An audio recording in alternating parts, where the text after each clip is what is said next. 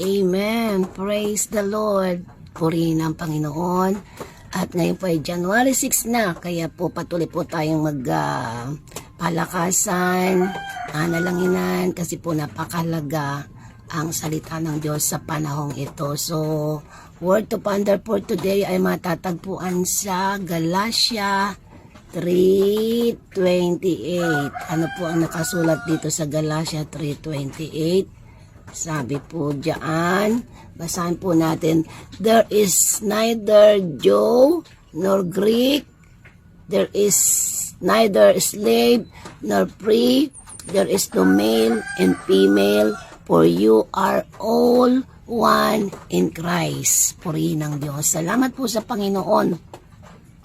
So, sinabi po ni Pablo sa mga mananampalataya sa time diyan sa Galatia na lahat ng mga mananampalataya o magtitiwala kay Kristo, anuman ang lahi mo, anuman ang kalagayan mo, alipin ka man o malaya, babae ka o lalaki, tayo po ay pinagkaisa ni Kristo.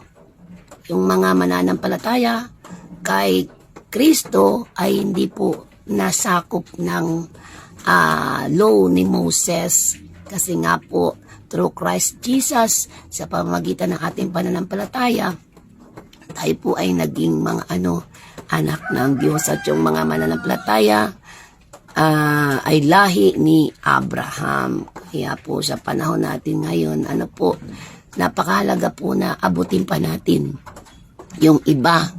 Kahit anong lahi yan, kahit anong bansa yan, kailangan pong matupad yung salita ng Diyos na Mateo 24 na ang mga tao ay lahat ay makarinig ng gospel, yung patungkol kay Jesus Christ na pagliligtas.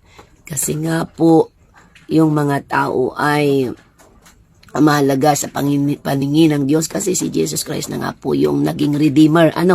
Inihandog ni Jesucristo ang kanyang buhay para po tayo ay makatanggap ng kaligtasan. So yung mga taong mananampalataya kay Jesus Christ, kahit anong lahi mo, tayo po ay mga tatagurian na anak ng Diyos, children of God, at doon magkakaroon ng patuloy na pagkakaisa na ikaw at ako, kahit ano ang lahi mo, gender mo, ay pwede ng maging lingkod ng Diyos, magbahagi ng salita ng Diyos para makasakatuparan yung Great Commission sa Mateo 28 na humayo kayo sa bawat sulok ng mundo para maibahagi na, lalo na po sa panahon natin ngayon.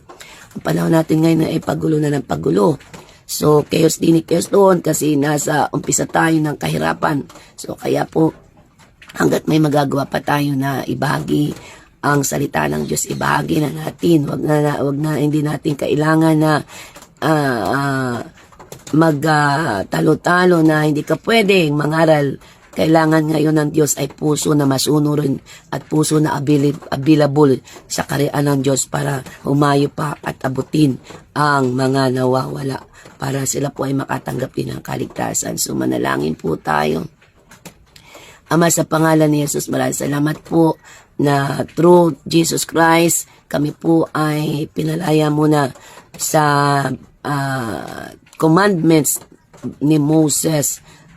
Through have faith in Christ Jesus, kami po ay makakasunod na sa iyo, makakapaglingkod na sa iyo, at titingnan mo po ang aming mga puso, hindi po na yung gender. Kami po pagkakaisahin mo sa isang layunin, sa isang adikain na ibahagi ang mabuting balita. Kaya po habang may panahon pa po, kami ay humayo pa at ipangaral ang kaligtasan para po ang mga tao na wala pa sa iyo ay makatanggap din ng kapatawaran at nang sila rin po ay mapasama sa iyong kaharian upang sa pagbabalik mo ay marami pang makasama.